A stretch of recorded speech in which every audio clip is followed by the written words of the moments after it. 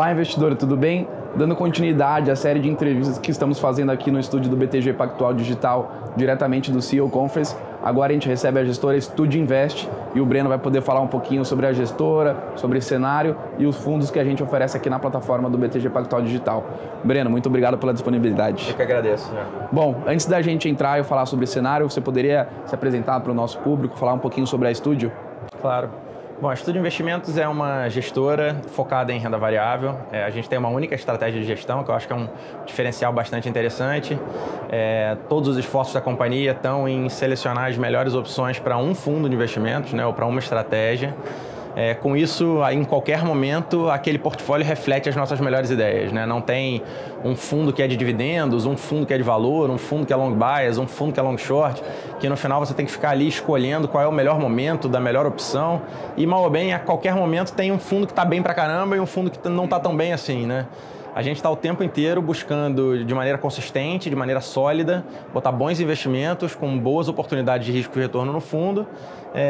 E é isso que a gente... aqui é uma ótima oportunidade para a gente exercitar isso, né? Pegando esse gancho, é uma pergunta que a gente está fazendo para todos os gestores que passam aqui no estúdio, já que a gente está no CEO Conference. Qual que é a importância de estar aqui no evento e estar tão próximo das empresas, de fazer reuniões, one-on-ones? Essa é uma ótima oportunidade, né? É uma grande oportunidade de encontrar todas as empresas, ou a grande maioria das companhias listadas na Bolsa.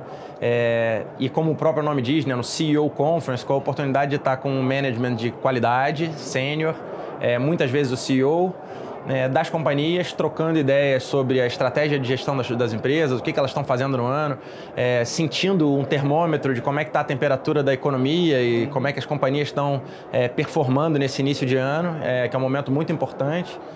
Então, é mais uma ótima oportunidade para a gente fazer o dia a dia, né? Que é estar junto das empresas, estar entendendo os negócios, estar evoluindo a nossa percepção de como é que cada negócio está indo nesse momento. Perfeito. Dando continuidade aqui ao nosso bate-papo, Breno, o que você pode falar, então, sobre cenário, como que vocês estão enxergando o mercado acionário brasileiro para 2019? Tá. A gente costuma sempre tentar olhar para um horizonte um pouco mais longo, né? Eu acho que um ano já é um horizonte interessante, mas para um fundo de ação, eu acho que a gente tem que sempre estar olhando um pouco mais longo, para 18, 24 meses, para poder ter uma avaliação melhor de como as companhias vão performar num horizonte dessa magnitude. A gente começou o ano bastante animado, a perspectiva de mudança de governo foi uma perspectiva muito boa, né?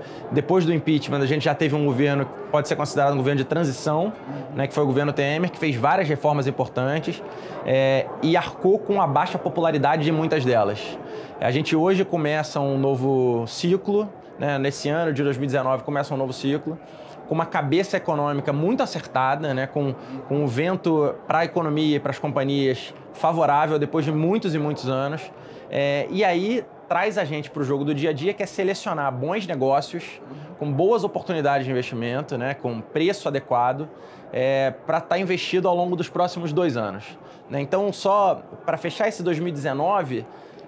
a gente acha que vai ter bastante volatilidade ainda, né? Que tem todo esse arranjo político e a interação do executivo com o legislativo ainda tem que ser bastante testada ao longo do ano, mas sem dúvida nenhuma a gente hoje tem um vetor que impulsiona os investimentos em bolsa que é muito positivo, que é a decisão de ter política econômica acertada, entendendo os problemas do país, e atuando para solucioná-los, né? Vai ter dificuldade, mas é muito diferente de você estar empurrando no sentido oposto. Perfeito, Breno.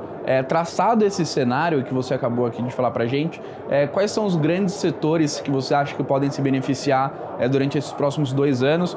Ou se você puder falar das principais posições que vocês estão tendo no fundo. Claro. De maneira bem resumida, né, a gente podia ficar aqui a tarde inteira debatendo casos do fundo, né, são várias posições, são casos que a gente procura ter bastante profundidade na análise de cada um deles e por que a perspectiva do lucro continuar crescendo, da margem expandir e de um negócio performar bem no tempo. Mas alguns exemplos de coisas que a gente gosta muito, a gente ainda acha que o setor bancário oferece ótimas oportunidades. Tá?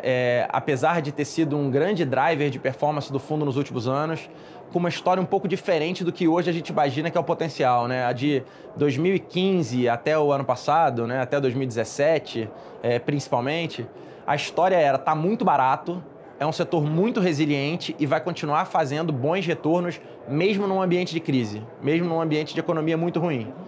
De 2017 em diante, a precificação já ficou um pouco diferente, os múltiplos do Itaú ou do Bradesco já não eram a barganha que foram no início de 2016, mas a história de potencial alavancagem dos negócios com o crescimento do crédito é muito boa, né? Acho que a dinâmica, aqui a gente também teve a oportunidade, aqui na conferência, de escutar pessoas chaves do governo falando, e o Salim Matar estava aqui falando ainda há pouco, a importância da redução do tamanho do Estado na economia é crucial, e nesse caso do banco privado, ela é mais importante ainda, né? A gente está falando, o setor bancário público chegou a ter 65% do mercado de crédito no Brasil.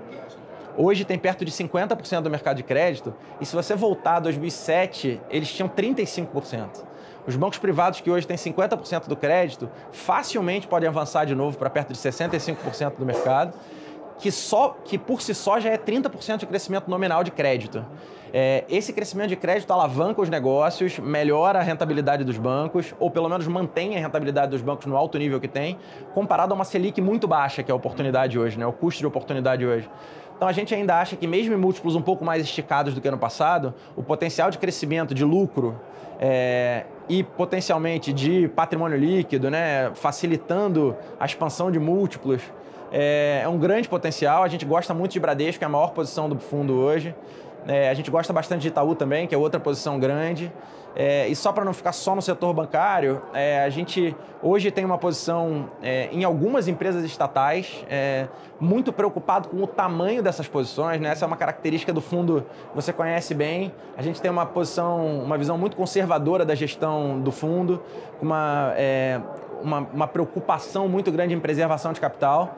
Então a gente tem posições que tem hoje um upside grande, mas que a gente tenta manter tamanhos mais adequados ao risco. Então, Petrobras é uma posição do fundo, Semig é outra posição do fundo, mas a gente hoje gosta bastante da BR Distribuidora, tem um potencial de recuperação de rentabilidade mesmo nas mãos do governo ao longo dos próximos trimestres, com a redução de combustível importado que já aconteceu ao longo dos últimos meses. A gente acha que isso vai direcionar as margens para um nível mais alto, mais parecido com o que foi no início do ano passado, diferente dos últimos trimestres. E na mão de um ente privado, o potencial de rentabilidade é muito maior, a gente acha que isso faz muito sentido. Legal, Breno. Pô, muito obrigado de vir aqui no estúdio do BTG Pactual Digital, trocar um pouco dessas informações e compartilhar um pouco das ideias que vocês estão tendo lá na Estúdio Invest. Bom, eu que agradeço mais essa oportunidade.